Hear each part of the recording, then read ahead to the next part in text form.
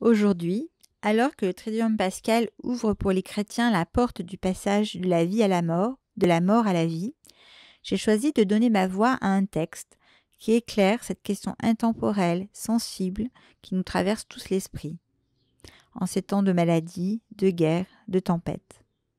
Cette question de ce que nous devenons au bout de notre chemin sur la terre nous fait tous lever imperceptiblement la tête vers le ciel, à la recherche d'une réponse.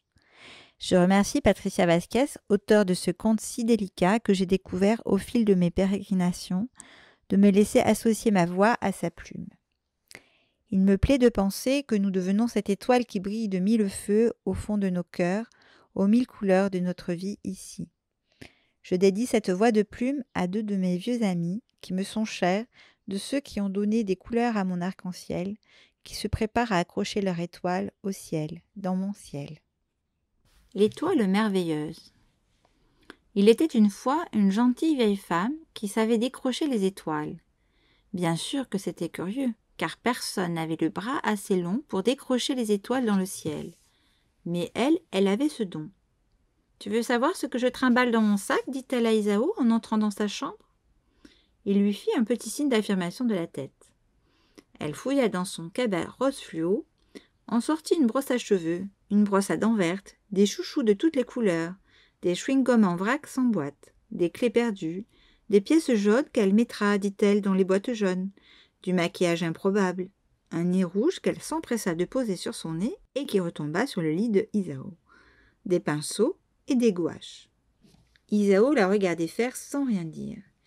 Il semblait las, mais au bout d'un moment, en voyant qu'elle ne cessait de traficoter dans son sac en pestant qu'elle n'y trouverait pas la mère si elle était dedans, il finit par lui demander ce qu'elle cherchait au juste. « Mais enfin, je cherche ton étoile pour que tu commences à la peindre, voyons, » lui répondit-elle en ne soulevant pas la tête du sac. « Mon étoile ? Comment ça ?» souffla Isaou. « Ben oui, quoi, ton étoile. Tu ne savais pas que je pouvais décrocher les étoiles du ciel et que tu pouvais les peindre ?» s'écria-t-elle, presque en s'étouffant. « Mais personne ne peut décrocher les étoiles ni les peindre. Les étoiles sont haut dans le ciel, » dit Isaou d'un ton très assuré. Elle releva alors la tête de l'intérieur de son sac et ajusta ses lorgnons sur son nez en regardant Isaou droit dans les yeux. « Ah, mon garçon, si tu ne sais pas que l'on peut décrocher les étoiles et les peindre aux couleurs de la vie, comment crois-tu que le ciel soit si merveilleux la nuit ?» lui dit-elle en lui faisant un grand sourire. « Mais je n'y crois pas. Personne ne peut décrocher les étoiles. Les étoiles ne se décrochent pas. Ce sont des soleils dans la galaxie. Un point, c'est tout, » affirma Isaou. « Tu es un vrai petit astrophysicien, toi, hein ? Tu as la tête pleine de science, mais pas de rêve. Alors, comme ça, tu penses qu'on ne peut pas décrocher les étoiles, ni les peindre, » lui sourit-elle en faisant semblant d'être indignée de poursuivre. « Donc, tu me prends pour une folle. » Isaou se mit à rire malgré lui. « Un peu, non ?» lui dit-il en faisant la moue. « Si seuls les fous décrochent les étoiles et les peignent, alors depuis la nuit des temps, nous serions tous des fous, répondit-elle. « Pourquoi ?» l'interrogea-t-il. « Parce que chaque étoile qui clignote dans le ciel est l'âme du peintre de sa vie, pardi. Voilà pourquoi, expliqua-t-elle. « Alors, tu ne peux pas trouver mon étoile, puisque je ne l'ai pas encore peinte ni accrochée, répliqua Isaou, intrigué. « Ben justement, je suis là pour te donner une étoile, vierge, que tu accrocheras tout seul, toi-même. Pour l'instant, tu es bien trop fatigué pour l'attraper et la peindre, mais si je te la donne, tu commenceras tout de suite à la peindre, et tu continueras toute ta vie pour qu'elle soit la plus belle et la plus lumineuse de toutes les étoiles de la galaxie. C'est pas cool, ça?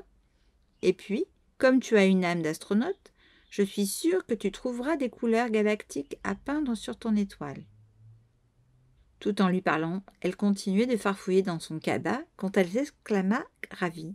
« Ah, la voilà, la petite coquine. Elle s'était planquée dans un repli de mon sac. Pff, je te jure. Ben, tu sais, elle est déjà bien belle, la tienne. Il ne lui manque plus que les couleurs de ta vie. » Elle sortit de son sac à trous comme elle aimait le décrire, une belle étoile blanche à 7 branches qu'elle tendit à Isaou. Elle était lisse et sans aucune aspérité. Elle prit la lumière du jour et quelques reflets scintillants miroitaient sur le mur gris. « Tiens, regarde, tu vois ?» Elle a déjà envie que tu animes ce mur gris de couleurs joyeuses. » Isao prit l'étoile et fit danser les reflets sur le mur en s'amusant avec la lumière du jour. Puis, il s'arrêta pour observer cette étoile bizarre. Jamais il n'avait vu d'étoile à 7 branches. « Pourquoi y a-t-il 7 branches à l'étoile » lui demanda Isao très intrigué. « 7 ? Fais voir, » lui répondit-elle avec l'air de celle qui ne savait pas. « Ah oui, oui, c'est parce que c'est une étoile merveilleuse. »« Ben, c'est l'étoile de ta destinée, » lui dit-elle d'un ton désinvolte. Les 7 branches représentent les 7 jours de la création, les 7 merveilles du monde, les 7 nains.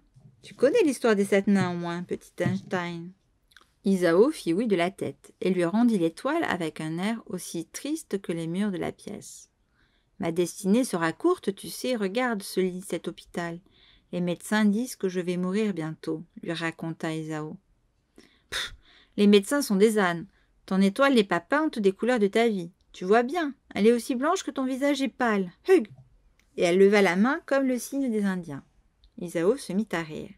Non, non, aucun binoclard à blouse blanche ne décide quand il faut peindre les couleurs sur son étoile merveilleuse, ni quand il faut l'accrocher dans le ciel. Tiens, je t'ai aussi apporté des pinceaux et des gouaches. La gentille vieille femme se leva en étirant son dos douloureux.